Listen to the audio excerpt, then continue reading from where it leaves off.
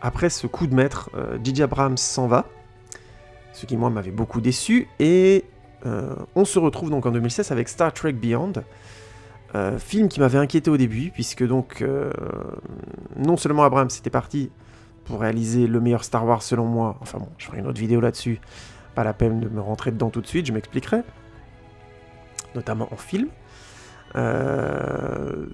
mais j'avais aussi appris que c'était Justin Lin qui allait être le réalisateur du projet, et ça m'a fait moins plaisir. Justin Lin, c'est le réalisateur qui s'est essentiellement fait connaître en réalisant les Fast and Furious 3, 4, 5 et 6. Alors en regardant sa filmographie, j'ai découvert aussi qu'il avait fait les 2 premiers épisodes de True Detective, saison 2. Ce qui, à mon avis, est une qualité, puisque la saison 2 de True Detective est, à mon avis, mésestimée. Je reviendrai peut-être dessus à l'occasion dans une vidéo, parce que c'est une saison qui s'est fait un peu rentrer dedans, notamment après la saison 2 qui était un petit chef-d'œuvre. C'est un peu dommage. J'y reviendrai dans une autre vidéo. En tout cas, Justin Lin avait surtout fait pour moi Fast and Furious 3, 4, 5, 6. Et ça me rassurait pas du tout, parce que voilà, j'en ai parlé un petit peu sur une petite vidéo que j'avais fait sur Fast and Furious 7. Mais bon, voilà, les Fast and Furious 1 et 2 étaient nuls, le 3 était très mauvais, mais au moins il y avait des bonnes scènes de drift, c'est ce qu'a apporté Justin Lin. Et puis à partir du 4, grâce au retour de Vin Diesel et un bon petit travail, évidemment, de Justin Lin et de l'équipe de production, ils ont eu les moyens, ils sont allés vraiment loin, on a enfin eu des films Fast et Furious, mais absolument crétins. Encore une fois, des films très efficaces en termes de scènes d'action, de courses, de baston et tout, très drôles. Alors moi, j'aime pas trop les scènes de baston dans les Fast and Furious, mais en termes de scènes de course, par contre, là, c'est délirant, c'est même absurde ce qu'ils font, mais au moins c'est fun. Et là, on peut pas leur enlever ça. Par contre, c'est des films d'une crétinerie assez exceptionnelle et avec des scénarios franchement très mauvais. Je parle même pas du dernier, la réinclusion, j'en ai déjà parlé dans ma vidéo, d'un Paul Walker en CGI qui, à mon avis, est assez insultant, mine de rien, tout en voulant rendre hommage au mec qui est décédé, mais bon, peu importe. Du coup, j'étais pas rassuré du tout de voir Justin Lin sur le projet, même si je me disais, au pire, on aurait peut-être un film d'action crétin. Eh ben, je m'étais trompé. Parce que Star Trek Beyond, c'est une bonne surprise. Voire même une très bonne surprise. Il me faudra du recul pour trier, mais honnêtement... Bah déjà, le film respecte bien l'esprit de la nouvelle franchise. L'équipe continue de grandir.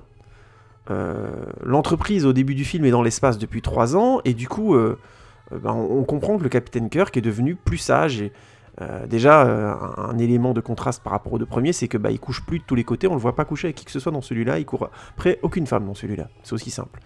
Alors que dans les 2 premiers, c'était insisté, montré, et ainsi de suite. Notamment avec une scène assez kitsch qui a fait beaucoup de blagues sur YouTube et sur Internet. Vous voyez certainement, ceux qui ont vu Star Trek Into Darkness, la scène à laquelle j'ai fait référence, hein, notre petit ami en culotte et soutien-gorge. Plan auquel je comprends toujours rien au jour d'aujourd'hui et que je trouve toujours aussi absurde, parce que pas très efficace en fait. Hein. Mais bon, voilà, Abraham c'est pas du genre à avoir peur de se faire plaisir quand il a envie de se faire plaisir, donc voilà, je le prends juste comme ça, ce plan. C'était un plan un peu gras, un peu beauf du coin, mais bon, imaginons. Je dis pas que c'est un plan qui m'a déplu, hein, je dis juste que c'était un peu facile et que je trouvais pas spécialement le fait de montrer une fille en petite tenue quelque chose d'érotique ou de... Je trouvais ça assez déplacé. Et même dans du point de vue de Kirk, ça le ramenait à son état d'esprit du premier film. Enfin, il y a quelque chose là auquel j'adhère pas forcément. Bref. Mais dans celui-là, nada. Il a grandi, il est devenu un peu plus sage, à tel point même que il regarde son équipage vivre des amours, des passions, des choses comme ça, et on comprend que lui est en fait assez perdu. Et il se pose une question qui est très intéressante, c'est pourquoi repousser les frontières? Pourquoi aller avec un vaisseau dans l'espace chercher de plus en plus loin? Et qui est une question très très intéressante, hein, qui est vraiment une question complexe. Et c'est la belle idée du film, c'est d'avoir basé le film grosso modo sur cette question, mais pas de manière métaphysique ou comme moi je pourrais vous le faire là de manière pompeuse et en faisant une sorte de discours. Le film traite cette question de manière finalement en biais et de manière assez indirecte, et elle revient dans la dernière partie de manière assez naturelle. C'est vraiment une belle idée, c'est bien réussi en termes de scénario. Je dirais que c'est le premier film de Justin Lin où le scénario est vraiment poussé à son terme. Parce que voilà, les Fast and Furious, c'était systématiquement des scénarios prétextes à scènes d'action, hein. Et souvent, c'était des prétextes très cons, ça n'allait vraiment pas très loin, hein. Ça allait voilà, vous êtes très très bon à faire de la course en voiture, donc le FBI, la CIA vous demande de braquer des voitures, enfin je veux dire, c'est complètement débile. Ou alors, tiens, ma copine qui est morte ressuscite, donc il faut que je la retrouve. Enfin, on est vraiment dans ce genre de ficelle de scénario, quoi. Là, c'est pas le cas, il faut admettre que Justin Lin a bien fait le boulot. Le rapport, par exemple, entre Kirk et Spock est encore une fois bien écrit et réalisé. Les moments qu'ils ont ensemble sont simples mais forts. Parce que déjà, les acteurs maîtrisent vraiment bien leurs personnages. Et on sent une connivence entre eux. Alors moi, j'ai été marqué par les 2 premiers films, hein. Ceux qui ont vu peut-être le dernier et n'ont pas vu les 2 premiers vont peut-être me détromper.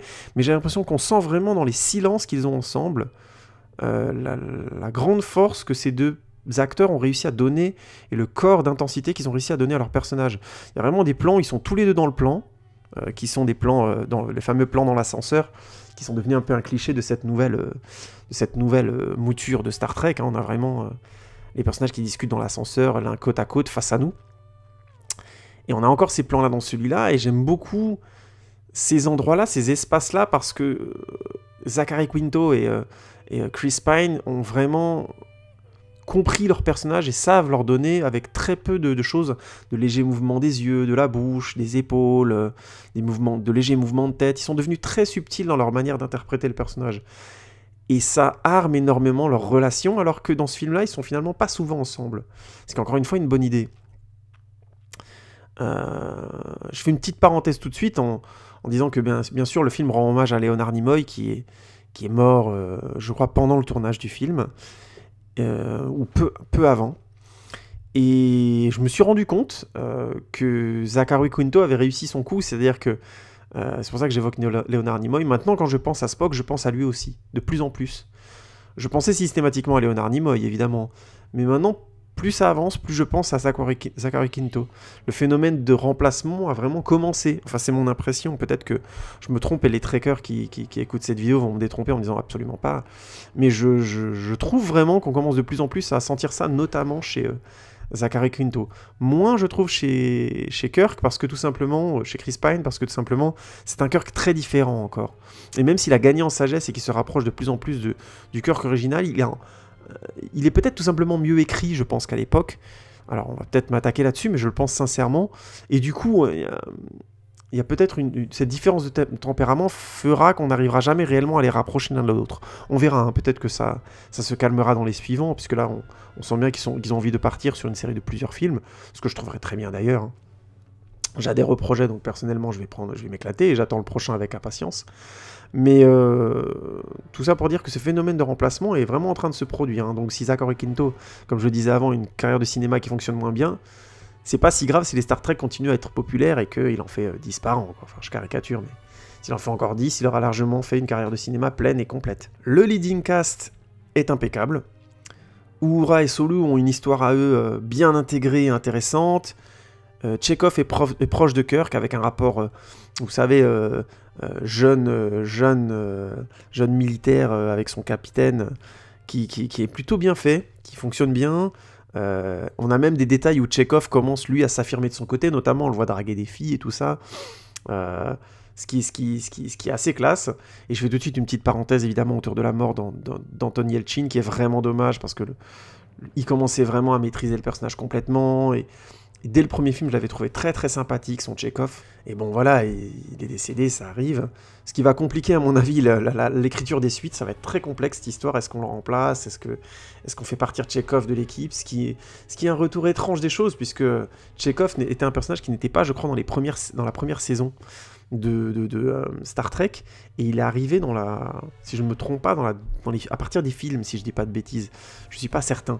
Peut-être dans la série, mais dans la deuxième saison, je sais plus exactement comment. Donc c'est assez étrange de se dire qu'il était là au début, qu'il a été là dans le reboot, et qu'il disparaîtrait tout simplement parce que son interprète est décédé. Enfin bref, je ferme la parenthèse, mais bon, paix à son âme. Et puis, pour continuer sur le leading crew, le couple qui est formé... Le couple qui est formé par Spock et McCoy est vraiment très bien. Il y a un humour et une connivence très sympathiques. Je fais tout de suite un petit big up, entre guillemets, à Karl Urban, qui fait vraiment un excellent boulot dans ce rôle-là, et qui est un acteur qui mériterait, depuis que je l'ai vu dans ce rôle-là, vraiment, d'avoir des rôles un peu plus variés au cinéma. C'est un type qui a toujours joué un peu les mêmes rôles de personnages très monolithiques comme ça, que ce soit dans le Seigneur des Anneaux, que c'était son premier grand rôle au cinéma, que ce soit dans Jason Bourne 2, que ce soit dans les Chroniques de Riddick, toujours des personnages comme ça très sculpturales. Il les incarne bien, il sait bien jouer ça, vraiment, c'est une qualité. Mais il a vraiment montré que Star Trek, dans le rôle de McCoy, qu'il savait jouer autre chose, qu'il cabotinait pas seulement, quoi. Et je serais curieux de le voir dans d'autres situations, parce que ça a l'air d'être un acteur avec un potentiel plus poussé qu'on ne voudrait le faire croire dans sa carrière hollywoodienne. Bref, Spock et McCoy, c'est vraiment très très bien. Et puis on a aussi Scotty qui a une histoire parallèle, mais sobre et belle, avec un personnage qui s'appelle Jayla, qui est joué par Sofia Boutella. Sofia Boutella, pour la parenthèse, elle joue un rôle assez dingue dans le film Kingsman, Agent secret, film sur lequel je reviendrai très fortement, forcément à l'avenir, parce qu'il est excellent tout simplement. Et dans ce film-là, je trouve que... Je fais tout de suite une parenthèse sur le personnage de Jayla, qu'elle interprète donc, et qui a une histoire plus ou moins avec le personnage de Scotty, qui est, je trouve, un excellent exemple qu'un maquillage réussi donne énormément de corps à un personnage. Sofia Boutella joue très bien, il n'y a vraiment rien à dire, elle a donf dans le personnage, Scotty est vachement bien, il n'y a pas de problème majeur dans son histoire, même s'il y a des petites faiblesses par-ci par-là, j'y viendrai après. Mais vraiment, son maquillage la rend tout de suite iconique. C'est incroyable, comme en quelques secondes à l'image, on a envie de regarder le personnage, on a envie de le voir plus souvent, on a envie de savoir qui il est, son histoire, c'est quoi sa race, enfin... Je fais cette parenthèse-là parce que c'est là où on voit vraiment le travail de maquillage au cinéma, c'est extraordinaire quand il est bien fait, quand il est fait avec pas seulement de la technique, mais avec aussi de l'idée, de la personnalité, et qu'on arrive à cet équilibre-là fin, c'est assez formidable. C'est ça aussi qui est génial dans les Star Trek, et c'est pour ça que je suis content que les Star Trek nouveaux existent. Ça permet à plein de jeunes talents du maquillage de venir nous proposer des créations comme ça d'extraterrestres incroyables. Il y a un des membres de l'équipage qui a des sortes de doigts d'araignée sur le crâne, c'est magnifique, qui s'ouvrent et se referment. Enfin, c'est superbe, et je crois pas que ce soit un plaisir malsain de s'amuser à imaginer des créatures, de fantasmer d'autres races extraterrestres. Et j'aime beaucoup le fait qu'un personnage comme Jayla apporte autant de choses par d'abord son incarnation maquillée, que par l'actrice elle-même et son interprétation, et que les deux finissent par se marier plus ou moins bien, parce que l'actrice n'est pas extraordinaire, hein. Je trouve Sofia Boutella très bien dans le rôle, mais elle n'est pas extraordinaire non plus, il ne faut pas en rajouter, mais elle est vraiment tellement bien soutenue par son maquillage, que on a au final un résultat vraiment très équilibré, un personnage vraiment marquant. On y pense rarement, mais c'est le genre de film dont on a besoin pour que des gens qui ont ce talent de maquillage-là puissent l'exprimer, quoi.